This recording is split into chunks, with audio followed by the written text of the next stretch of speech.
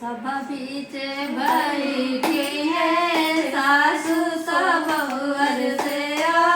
रज करे बहुअर से रज करे हो बहुअर अंगना में खाड़ी गोरिया निहुरी पैया लागनी हुरी पैया लागनु हो एकदम भारी मोर चुनरिया दूसरे लंबा घूंघट दूसरे लंबा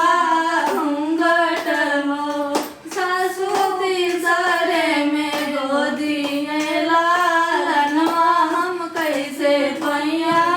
लागी हम कैसे पैया लागी नु हो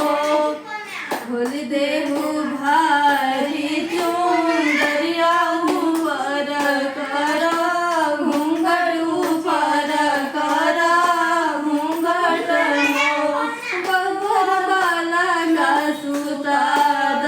दमालनिया निहुरी पैया लागनी हुरी पैया लागनु हो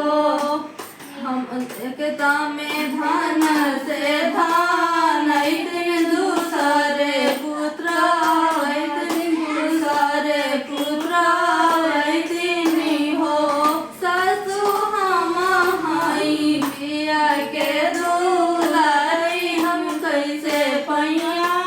लागी हम कैसे पैया लागी नु हो हमरा धन से धन